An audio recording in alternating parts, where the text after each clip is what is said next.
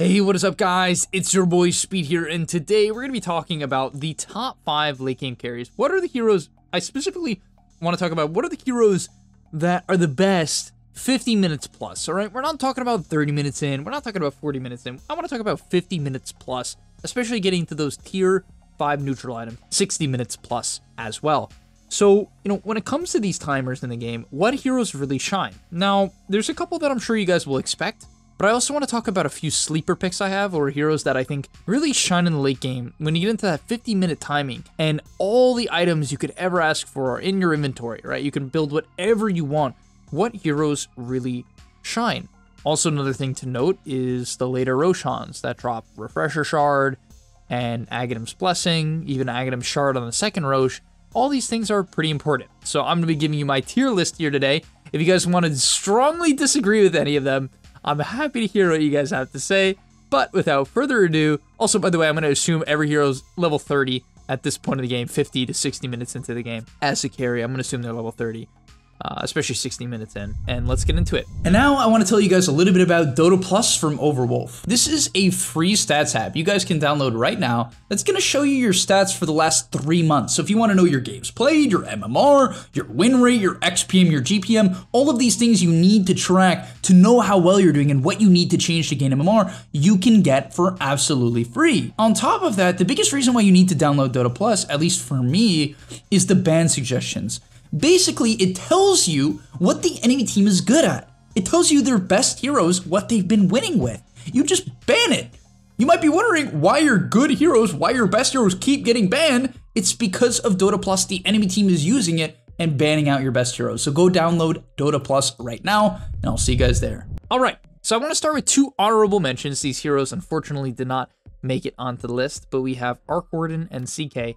Arc Warden is a classic because this hero, honestly, it is the late game hero. I mean, Tempest Double for the longest time definitely was the best late game ability in the game. I feel like you could easily argue it was the best late game ability in the game, even way over things like Black Hole. It's just the ability to constantly keep every creep wave in, take racks and solo kill people with practically no cooldown, considering the talents and the low cooldown of Tempest Double in the late game. This ability was just insane, but they nerfed it, right? It does 50% less damage. However, it's still good. I've seen a couple arcs, and with Mjolnir procs and Bloodthorn damage or MKB, whatever you decide to go, you still kind of do enough to kill supports in a lot of situations, but you can't burst them as fast as you used to.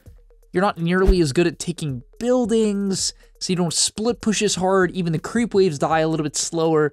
So it's he's not what he used to be. He's definitely not what he used to be, where he could buy some Hex Bloodthorn and just crit the hell out of people, with max damage. He's not that anymore. And he doesn't do nearly as much to buildings, which is a big deal, right? Because when it comes to the late game, it's largely about your ability to actually, safely kill buildings, especially when you're the winning team. So I didn't feel like he deserved a spot in this list only for that reason. I feel like he's kind of manageable now. Still difficult, by all means, still difficult, very, but manageable. And the other one was CK. I think the main advantage CK has in the ultra late game is really his stun. He's one of the only carries with the potential to really full to nothing people with just one ability, if you get lucky. And that's kind of the problem. You gotta get lucky. Your illusions die pretty freaking easily in the late game, to be honest.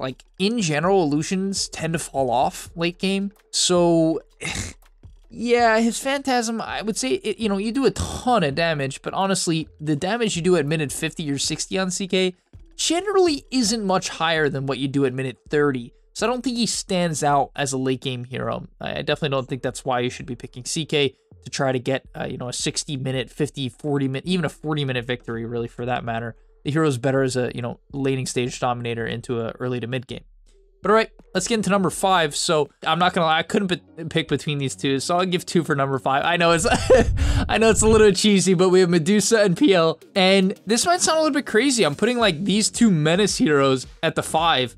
I just feel like neither of them can clear waves very well. I really do believe that this is a big deal. Now, you might be thinking to yourself, oh, but, PL has Doppelganger, and PL has his Aghanim Shard, which is incredibly good at clearing waves. Even his Ags, if you haven't seen it, is also really good at clearing waves. So, yes, honestly, he does have some options, especially with this, Octarine build. He can clear waves pretty well and, relatively safely. but not insanely well. I don't feel like Peel's solo kill potential is very good in the late game. This is a big problem for this hero, getting into like the ultra late game. I'm not necessarily talking about his like 30-minute 3-4 item timing, whereas like if you can get a heart in minute like 25, 26, I'm not talking about that Peel. I'm talking about when like everyone has items, including supports, you know, and everyone has levels and defensive items. Peel kind of has a hard time killing people. It really does feel that way in a lot of situations. You know, obviously if it's a free Peel game and they have no way to kill your illusions, it's gonna feel like a different story. You know, at the end of the day, when it's a free Peel game, it's a free Peel game. If he gets to his timings in a free Peel game, they don't have the illusion clear, it's gonna be a nightmare. And you know, there's no way around that.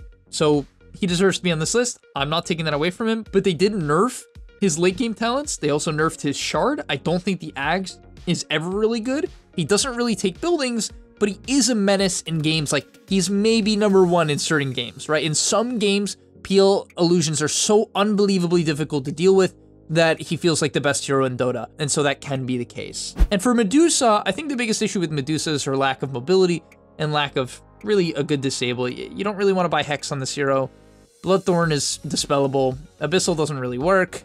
You don't have a stun. Stone Gaze is not a stun. So sometimes you can have a problem sticking on top of people and you get kited. Funny enough, Dusa can definitely get kited. I mean, she kind of gets kited at a lot of stages of the game, except usually when she originally gets Scotty, she's pretty hard to ignore. Scotty plus her first DPS item. But yeah, she just kind of gets ignored. Doesn't have really the greatest wave clear. Is a slow hero inherently. And so, yeah, when it gets to the really late game, Dusa can struggle. She can struggle. I'm not talking about, once again, I'm not talking about this 30-40 minute timing where you're 6 slotted and you just hit level 25. That's usually when Deuce is completely unstoppable in a lot of games. I'm talking about when, once again, people are evening out. You know, you have so much net worth that you can't even buy any more items. It's not like your Ag shard is necessarily a game-changing shard. It's very good. It's not game-changing, and so yeah, I just feel like she's a #5. I also think her second level 25 talent is not that insane. The 75 intelligence, it's cool, but it's not crazy. And so yeah, I just don't feel like the hero is #1. It's just a little bit too easy to kite. I don't really feel like it provides anything too special in the late game, and I feel like the other heroes on this list do. So let's get into them. The first one's Ursa. Now, this is definitely my hottest take. I will be honest, it's a little hot, but here's the thing. Ursa has some of the best talents in the game, right? At level 25, incredible talents, okay? Overpower and Earthshock talents are just insanely good. They work really well with his shard. They work well just with how he deals damage, which is the Overpower, right? And in general, like, this hero is really hard to deal with when he gets farmed. The problem is, unless he buys a Battle Fury, he tends to not get that much farm in a game because either it ends because he's 20-1 or he loses in a lot of situations, right? So if you've ever played against a late game Ursa, even a 40-minute Ursa, right, which is going to be very similar to a 50-minute Ursa in a lot of ways, it's incredibly hard to deal with. Unless you have heroes that ignore status resist, it's wildly hard to deal with. It almost feels like Enrage is constantly up, right? With the mix of his Q, his Earthshock giving, right, that status resist, with that, and with the fact that his ulti gives a ton of status resist, and Enrage in the late game when you get your Ag's Blessing gives you the ability to hard dispel stuns. So unless you, once again, have the right heroes, you can never catch him off guard. It's literally impossible. He can always dispel it on an 18-second cooldown for a huge duration. So once again, you need very specific heroes. Like one of them is Black Hole. I'm even forgetting the rest of them. There's a few others, but there's not a lot, right? There's not a lot. This hero is very hard to kite. And the thing is, he's a proud Nullifier buyer. And I think in the late game, the ability to buy like Nullifier Abyssal as like 2 of your core items is really nice. I think it just makes the game very easy to play. You jump a support, you Nullifier, you Abyssal them, or you just Nullifier them, and then you can usually kill them. And so yeah, I just think that if you've played against an Ursa who's kitted, you understand what I'm saying. He's incredibly hard to kite. Even dealing with his split push is not easy because you have the fear that he's going to have Enrage up. He has this Ag super late into the game, so he can clear waves pretty confidently, where something like a Medusa cannot, because if she gets done, she's stuck. Ursa, not the case. And so yeah, he's a great frontliner. He takes the Roshan for your team, so you're always going to get the late game Roshans as well. And he can easily take out supports. I don't really think his DPS necessarily falls off, especially with his talents. And so I'm pretty confident that this hero should actually be on this list. I think another hero that could have been an honorable mention, similar to Ursa, is the Monkey King, just for his Wukong's ring in the late game. It's pretty freaking insane.